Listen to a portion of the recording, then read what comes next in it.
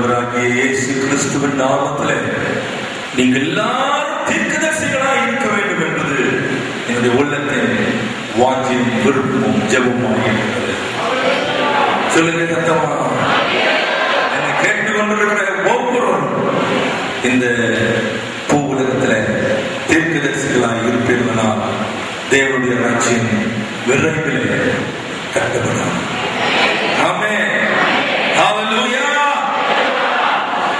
ஆண்டவர் என்னோடு சொன்ன வார்த்தை, என் மகனே, இந்த முறை தீர்க்கதரிசன வார்த்தையை குறித்து நீ இந்த கூட்டத்தில் பேச வேண்டும். தீர்க்கதரிசிகளை குறித்து நீ பேச வேண்டும். தீர்க்கதரிசனத்தின் அபிஷேகத்தை குறித்து நீ பேச வேண்டும். நான் ஏறக்குறைய 10 ஆண்டுகளுக்கு முன்பதாக உன்னை ஒரு இடத்துல உபயோகப்படுத்தினது போலவே இந்த கூட்டத்தில் அநேகரை தீர்க்கதரிசியாய் நான் அபிஷேகம் பண்ணுவேன் என்று சொல்லி கர்த்தர் என்னோடு பேசினார். ஹல்லேலூயா. ஹல்லேலூயா. This is not an ordinary day. I am not joking. I am not exaggerating. I am just saying what I feel in my spirit so thickly. என்னை கேட்டுக்கொண்டிருக்கிற கத்துடிப்பிலே நீ எங்கிருந்து கேட்டுக்கொண்டிருந்தாலும் சரி, கடமைக்காக வந்திருந்தாலும், கட்டாயத்தினால் வந்திருந்தாலும், மற்றவருடைய கட்டாயத்தின் நிமித்தம் வந்திருந்தாலும், வேறு வழியின்றி வந்திருந்தாலும், கடமையின்றி வந்திருந்தாலும், நீ இங்கே அன்பினால் வந்திருந்தாலும், நாமத்தோடு வந்திருந்தாலும், தேவ பயத்தோடு வந்திருந்தாலும், தேவ சுத்தத்தோடு வந்திருந்தாலும், இன்றைக்கு கர்த்தர் உன்னை தெரிந்து கொண்டார். ஆமென். Hallelujah. I can tell you very boldly that nobody here in this campus, nobody in this campus is accidental. None of you here is accidental. யார் ஒருவரும் ஏதோ நான் வந்தேன் என்று சொல்லி இந்த அரங்கத்தில் இல்லை. தேவ சுத்தத்தின்படியே நீ இந்த அரங்கத்துக்குள் உட்கார்ந்திருக்கிறாய். ஆமென். ஹல்லேலூயா. ஹல்லேலூயா. ஹல்லேலூயா. கர்த்தராகிய தேவன் உரைக்கிறார், யார் பேசாமல் இருப்பார்?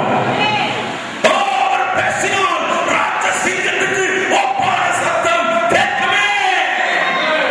அவர் பேசும்போது வாயை பற்றிக் கொள்கிறவன் தேவனாகிய கர்த்தர் பேசுகிறார். ஆமென் சொல்லுங்கள். ஒவ்வொருத்தருக்கும் ஒரு அழைப்பு உண்டு.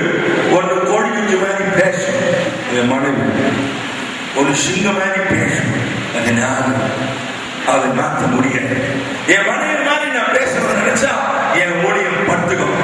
என்ன மாதிரி பேசணும்னு அவன் நினைச்சா அவன் தொண்டை படுத்துக்கும். சொந்தம் சொல்லுவீங்களா? ஆமென். ஹல்லேலூயா. ஆயினும் செய்கிறவர் கர்த்தரே, கிரியை செய்கிறவர் தேவனே, கிரியை செய்கிறவர் அவரே. தீர்க்கதரிசிகளாய் பிறந்தவர்களும் உண்டு, தீர்க்கதரிசிகளாய் அபிஷேகம் பண்ணப்பட்டவர்களும் உண்டு.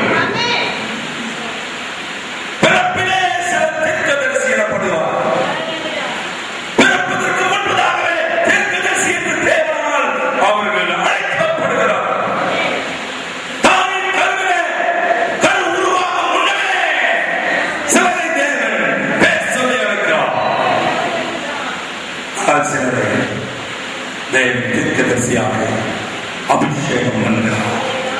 சொந்தம் சொல்லுங்கள். ஆமென். ஹல்லேலூயா. தீர்க்கதரிசி என்று சொல்லப்படுகிறது வேறு, தீர்க்கதரிசனத்தின் அபிஷேகம் வேறு. தேவனாகிய கர்த்தர் தீர்க்கதரிசி என்று ஒருவரை அழைப்பாரால் அவன் தேவனால் தெரிந்து கொள்ளப்பட்ட ஒரு பாத்திரம். தீர்க்கதரிசனத்தின் அபிஷேகத்தை ஒருவன் பெற்றிருப்பானாலும் அவனும் தேவனால் தெரிந்து கொள்ளப்பட்ட ஒரு பாத்திரம். ஆமென். சொல்லுகிறே இருக்கிறோம். ஹல்லேலூயா. கர்த்தருக்கு ஸ்தோத்திரம். கர்த்தர் தீர்க்கதரிசிகளை தம்முடைய வாயில் அழைக்கிறார். சொற்கும் சொல்லுகிறார். அல்லேலூயா. அல்லேலூயா. கர்த்தர் பேசணும்னா அது தீர்க்கதரிசிகளோடு தான் பேசணும். கர்த்தர் பேசணும்னா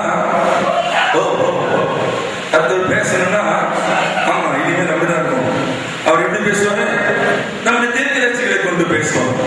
ஒரு சமயத்துல அது அவசரமா இருக்கிறதா, ஒரு ஆரம்ப காலத்துல அது அவசரம்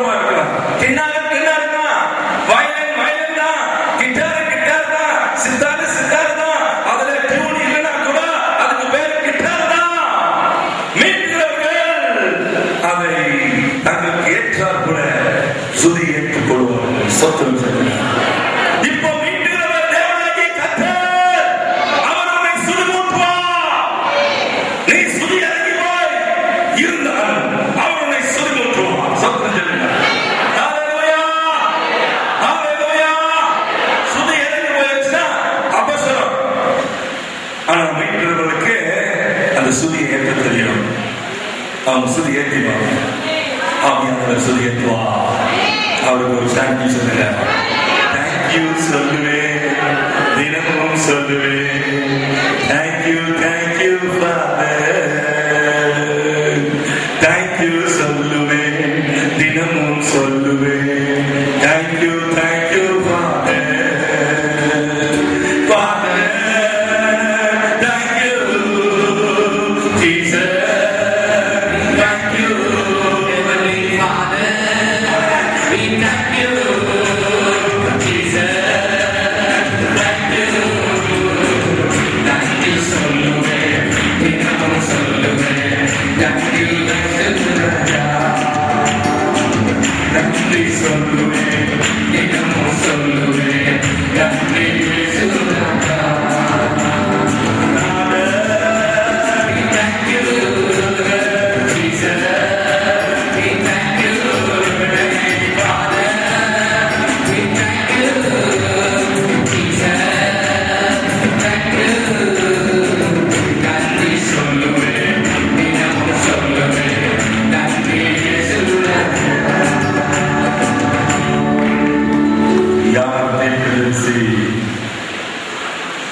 நான் இன்னைக்கு அதிகமா வேத வசனத்தை புத்தகங்களுக்கு எழுதி கொடுக்காமல் எல்லா புத்தகத்துக்கும் மேலான புத்தகமாகிய எங்க அப்பா இயேசு கிறிஸ்துவனுடைய இருதயத்திலிருந்து எடுத்து வந்திருக்கேன். அல்லேலூயா. ஒரு நாள் காலையில் எழுந்து அழுது கொண்டே உட்கார்ந்து, ஆண்டவர் எனக்கு சொன்னீரே இதை குறித்து பேசுறதுக்கு ஒரு வார்த்தையும் என் வாயில இல்லையே, என்ன பேசணும்னு சொன்னேன். அப்போது அவர் பேச ஆரம்பித்தா எப்படியும் பேனாக எழுதுனேன். அதுதான் இன்னைக்கு மத்தியில் பேச போகிறேன். நல்ல கவனிச்சு கேள்வி வசனங்களை எழுதிக்கிறேன். வீட்டுக்கு போய் திருப்பி திருப்பி திருப்பி திருப்பி அதை படிக்க கேட்க சிந்திக்க அனல் மூட்டி எழுப்பப்படுவீங்க. சொத்தம். ஆமென். தீர்க்கதரிசியா சகரியா புத்தகம் 1வது அதிகாரம் 6ஆம் வசனம் சொல்கிறது, தீர்க்கதரிசியாகிய ஊழியக்காரன், தேவனுடைய ஊழியக்காரனை கர்த்தர் தீர்க்கதரிசி என்று கூப்பிடுகிறார். 2 அதிகாரம் 16வது வாக்கியத்தை வாசித்தால், தேவனுடைய ஸ்தானாதிபதிகள் தீர்க்கதரிசியாரே தேவனுடைய ஸ்தானாதிபதி. ஸ்தோத்திரம் சொல்லுங்க. ஹalleluya. கர்த்தர் அவனை மேன்மையாய் வைத்திருக்கிறார். லூக்கா 1ஆம் அதிகாரம் 73வது வசனம் சொல்கிறது, பரிசுத்த தீர்க்கதரிசிகள் 2 பேர் 1ஆம் அதிகாரம் 21ஆம் வசனம் சொல்கிறது, பரிசுத்த மனுஷர்கள், தேவனுடைய பரிசுத்த மனுஷனுக்கு தான் தீர்க்கதரிசி என்று பெயர். அவன் வாயிலே கர்த்தர் தம்முடைய வாயிலே வார்த்தைகளை வைக்கிறார். யாருடைய வாயிலே? பரிசுத்தமாய் வாழ்கிறவருடைய வாயிலே. ஸ்தோத்திரம் சொல்லுங்க. வாய் நிறைய கெட்டவத்தை, வாய் நிறைய பொய், நீங்க தான் இருக்கா எங்கேயோ விரும்பிக்கலாம். என் பக்கத்துல இருந்து ஒரு நாள் சொன்னா நான் இருக்கிறேன், என்ன சொல்றேன், என்னங்கிறேன், என் பக்கத்துல இருந்து அங்கே சொல்றேன், பொய் சொல்லுறேன். அப்படி சொல்ற வாயில கர்த்தருடைய வார்த்தை எப்படி வரும்? வருமா? தேவனுடைய வாயை போல இருப்பார். தேவன் வாயில என்னைக்கு பொய் இருந்துச்சு? பொய்யே கிடையாது வாயில. சொத்துரம் சொல்லுங்க. அவர் வாயெல்லாம் மெய்யெல்லாம் பேசும். ஆகவே நம்முடைய வாயில் என்ன இருக்கணும்? மெய். சொத்துரம் சொல்லுவீங்களா? எசேக்கியேல் தீர்க்கதரிசி 3ஆம் அதிகாரம் 17ஆம் வசனத்தை வாசித்தீங்கன்னா, தேவனுடைய தீர்க்கதரிசி சொன்னா அவன் ஒரு காவலன். அப்படின்னா வாட்ச்மேன். Is a watchman. கர்த்தருடைய காவலன், கர்த்தருடைய பிள்ளைகளுக்கு, அந்த நாட்களிலே இஸ்ரவேல் ஜனங்களுக்கு, இஸ்ரவேல் தேசத்துக்கு இஸ் a watchman. யார் வரா, யார் போறா, என்ன நடக்குது, அவன் ஜனத்தை காப்பவன். எஸ்ராவின் புத்தகம் 5ஆம் அதிகாரம் 2ஆம் வாக்கியத்தை வாசித்து பார்த்தால், தேவன்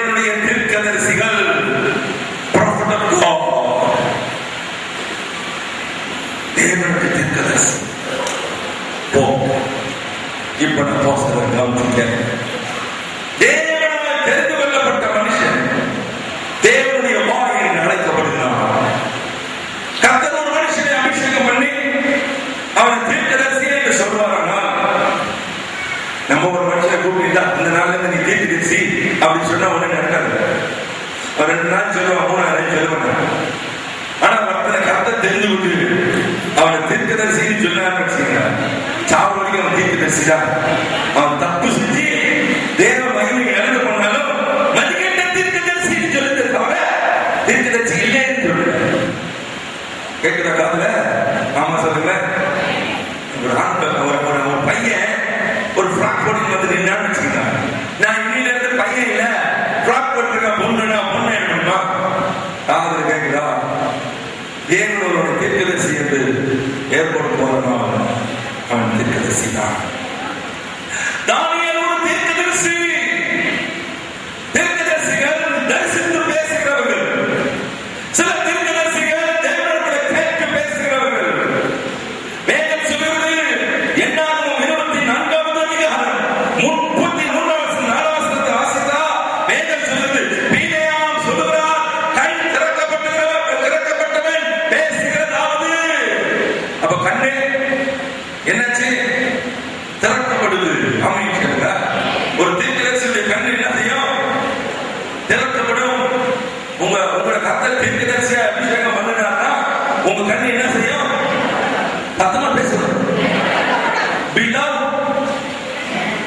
சத்தமா திறக்கப்படும். உங்க கண்ணை கர்த்தர் நல்ல கண்ணை விளக்க போது காத்து வச்சுக்கிட்டா அப்படி இல்லை, ஆவிக்குரிய கண்ணை கர்த்தர் திறப்போம். ஆமென். சொல்லுங்க ஆமென். ஹல்லேலூயா. நான் ஒரு பெரிய தீர்க்கதரிசின்னு நான் சொல்லல, ஆனா கர்த்தருடைய ஆவியானவர் மேலே இருக்கும்போது, அபிஷேகம் தலைமையில ஆவியானவர் நிரம்பி இருக்கும்போது யாராவது போன் பண்ணுவாங்க, டக்குன்னு போன் எடுத்து என்னன்னு எதுவோ காலையில் எடுப்போம். சமையல டென்ஷனா கூட இருக்கும், எங்கடா முக்கியமான வேலை பார்த்துருப்போம், அவங்க அடிச்சுட்டே இருக்கும். நம்ம எடுக்கலாம் கூட விட மாட்டோம், அடிச்சுட்டே இருப்போம். எடுத்துலாம் வந்து என்னன்னா சார்ஜ் வர போயிடும். அதனால எடுத்தா திடீர்னு அவங்க வேதனையை சொல்லுவாங்க. அவங்களுக்காக ஜெபம் பண்ணாலும் கண்ண முன்னா கர்த்தர் கொடுத்துட்டாங்க. டக்குன்னு அந்த ஒரு நிமிஷம் நம்ம கண்கள்ல அவங்க கதை போடும் சொத்தம் சொல்லுங்க. ஆமையை சொல்லுங்க. அவங்க யாரு என்ன பிரச்சனை, அவங்க பாடினா வியாதினாலையா, கிருமினாலையா, பிசாசினாலையா, அல்லது சாபத்தினாலையா, அல்லது அவரை செஞ்ச துரோகத்தினாலையா, கர்த்தருடைய ஆவியான ஒரு கண்களை திறந்துடுவா. சொத்தம் சொல்லுங்க. ஆமென். பீலேயாம் சொல்கிறாரு, கண் திறக்கப்பட்டவன் பேசுகிறதாவது. இந்த கண்ணு திறக்கப்படுதுன்னா நான் பேசுறது என் வாயில இல்லப்பா அப்படின்னு சொல்லி கொடுத்தது அப்படியே பேசிட்டு இருக்கு. கவனிச்சுக்கேன். உலகத்தான் சொல்றான் ஞானக்கண், உலகத்தான் சொல்றான் அறிவுக்கண், உலகத்தான் சொல்றான் அகக்கண், உலகத்தான் சொல்றான் கல்விக்கண். இது அகக்கண் இல்ல, அறிவுக்கண் இல்ல, கல்விக்கண் இல்ல, ஞானக்கண் இல்ல, இது அவருக்குரிய கண்கள் திறக்கப்படும். சோதனை சொல்லுங்க. ஹல்லேலூயா.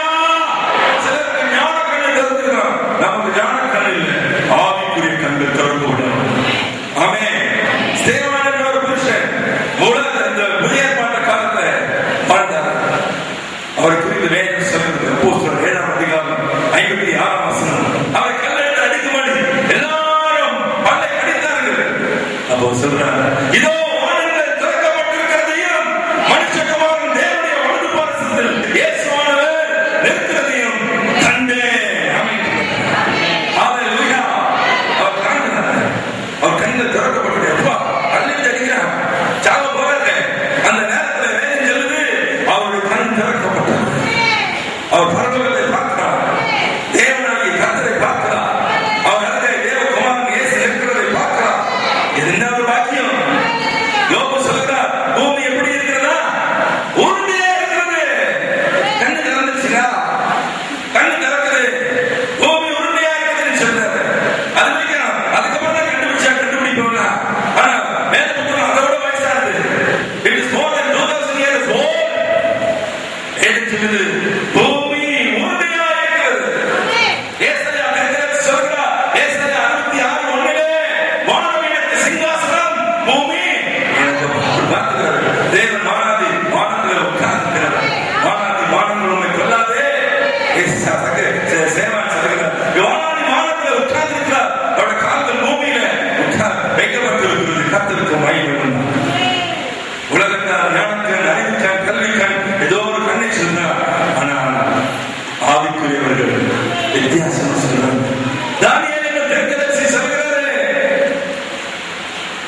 ஒரு சிலையை நான் பார்த்தேன்.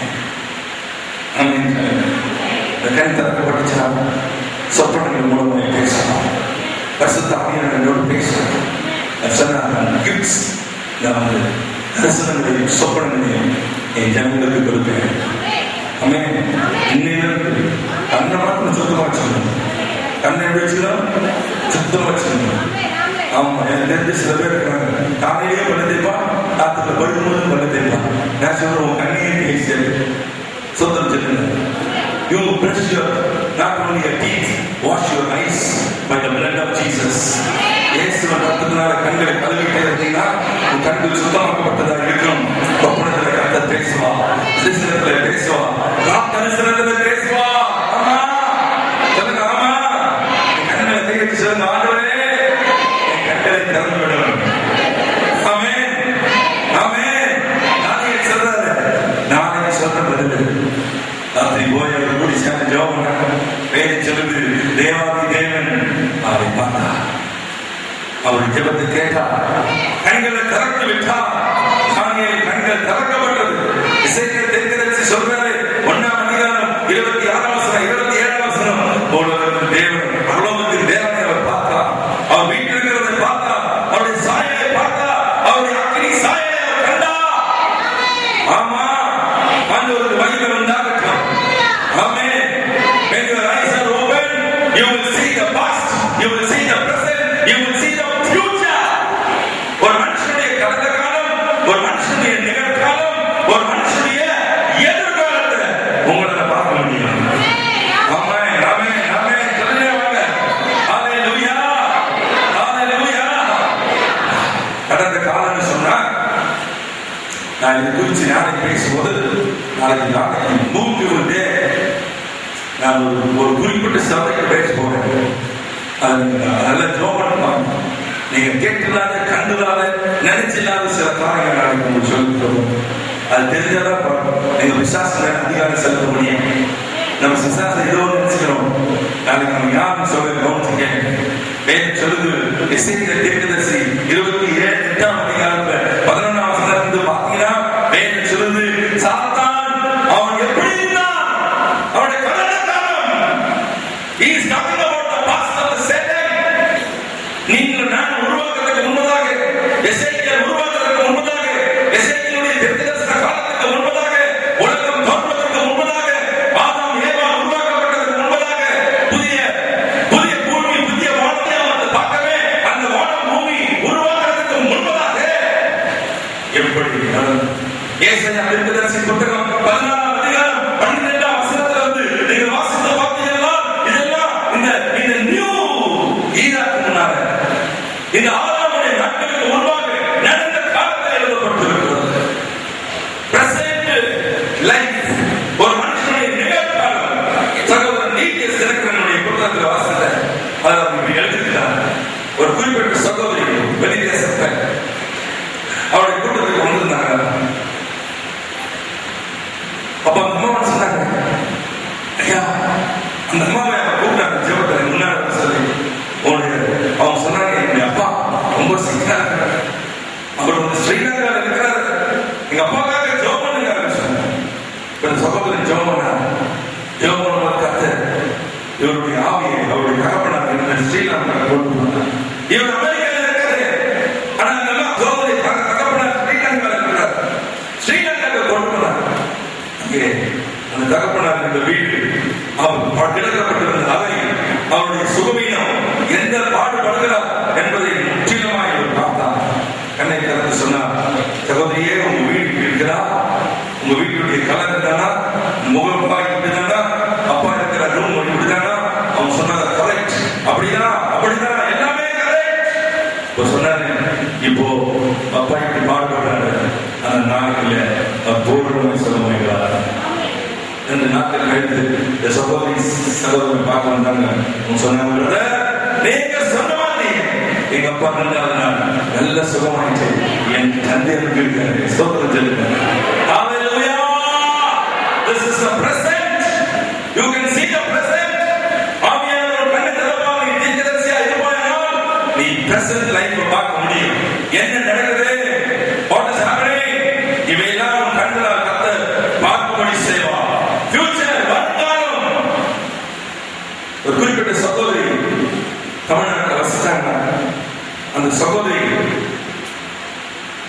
கடைசி காலத்துல அவங்களோடு இருந்த ஒரு ஊழியக்காரன், அவங்களோடு இருந்த ஊழியத்தில் இருந்தவங்களுக்கு கூப்பிட்டு சொன்னாங்க, நான் சில நாட்களில் மறைந்து போய்விடுவேன்.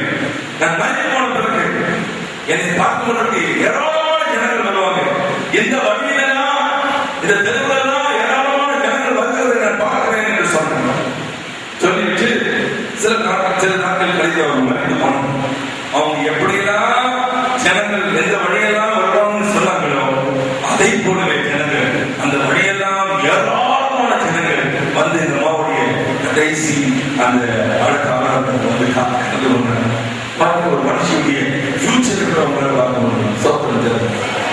ஆமாம் சொல்லுங்க செய்வது ஒரு சாதாரண வேலை. நான் தீர்க்கதரிசனம் சொல்றேன். தீர்க்கதரிசனம் வாயில வரதில்லை, கத்தருடைய வாயில வரும். அது தெரிஞ்சுக்கணும். தீர்க்கதரிசின்னு சொன்னா என்ன அர்த்தம்? It is not your words, it is the words of the Lord Jesus Christ, the Holy Spirit. God the Father, தேவன் பேசுவார். அதை எவனால் நடக்க முடியும்? யாரால் பொறுத்துக்கொண்டு இருக்க முடியும்? கர்த்தர் பேசுவார். இரண்டாவது வேதம் சொல்கிறது, வாய் திறக்கப்பட்டவன்.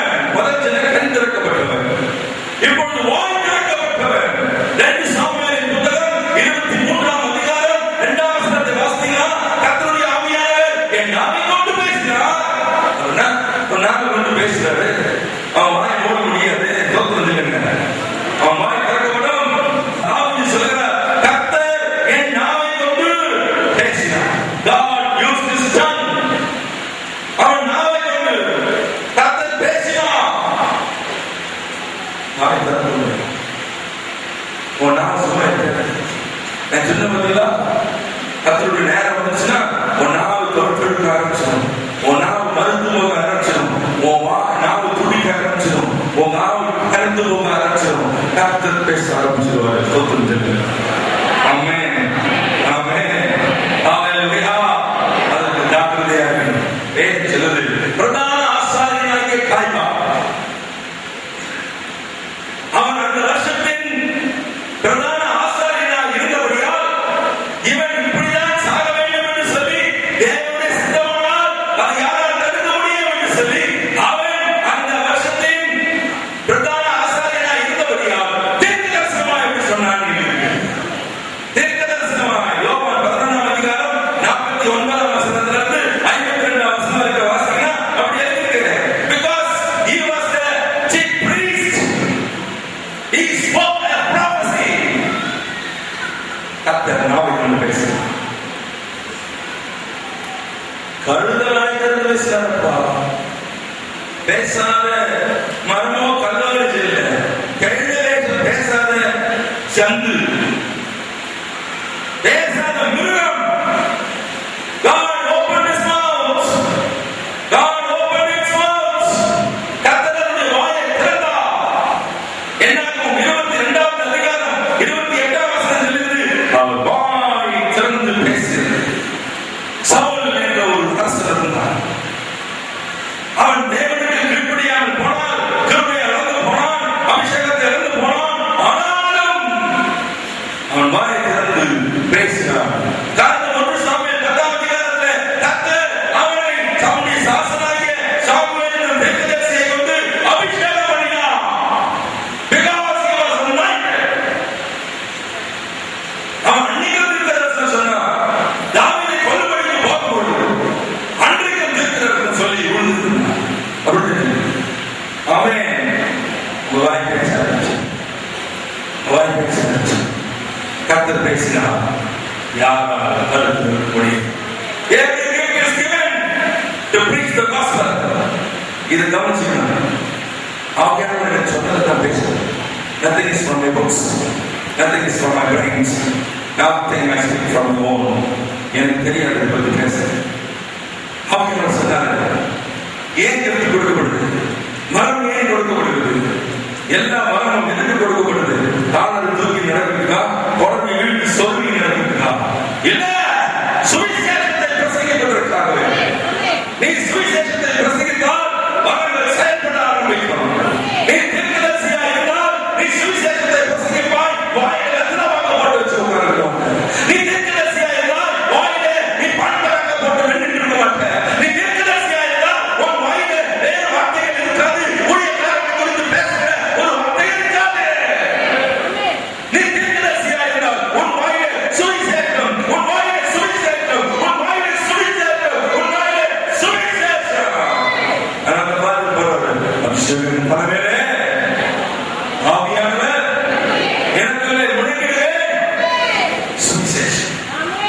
சிறுமைப்பட்ட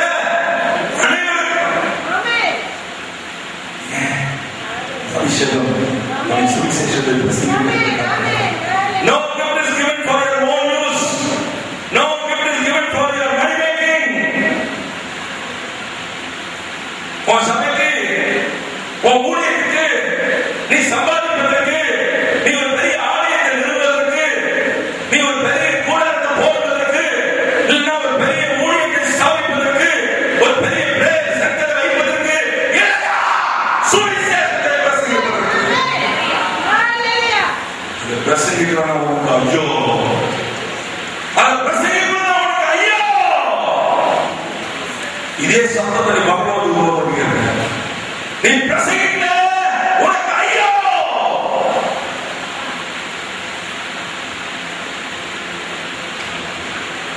What is gospel? இயேசு கிறிஸ்துவின் பிறப்பு, இயேசு கிறிஸ்துவின் மரணம், இயேசு கிறிஸ்துவின் உயிர்த்தெழுதல், இயேசு கிறிஸ்துவின் திரும்பி வரப்போவது, தேவனுடைய ராஜ்யம், அவருடைய பக்தி, அறியாத ஜனங்களுக்கு பரலோகத்தை குறித்து, அவரை பற்றி தெரியாத ஜனங்களுக்கு நரகத்தை குறித்து பேசுவதுதான் சுவிசேஷம். ஆமென். ஹalleluya. ஹalleluya. ஹalleluya. நீ சுவிசேஷம் பிரசங்கிட்டே பண்ணிட்டே இருக்கிறாய். உன் நாமம் அத்தருடைய தீர்க்கதரிசனத்தை சொல்லாமல் இருக்கவே இருக்காது. இருக்கவே இருக்காது. Because every gift is given to a person who preaches the gospel. தேவனுடைய ராஜ்யத்தை கட்டுவதற்கு, தேவனுடைய நாமத்தை உயர்த்துவதற்கு, தேவனுடைய நாமத்தை உலகத்திற்கு அறிவிப்பதற்கு தேவன் இந்த வரங்களை கொடுக்கிறார். குறிப்பாக தீர்க்கதரிசனம் ஒரு விலை மதிக்க முடியாத ஹalleluya, ஹalleluya, ஹalleluya,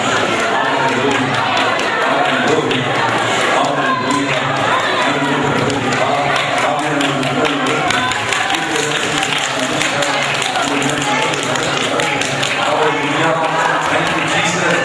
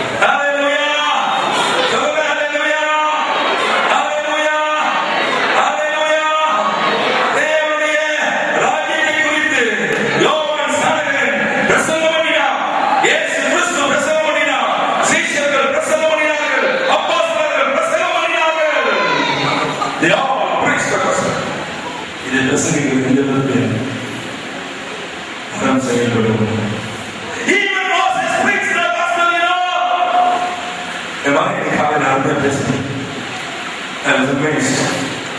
He's too small.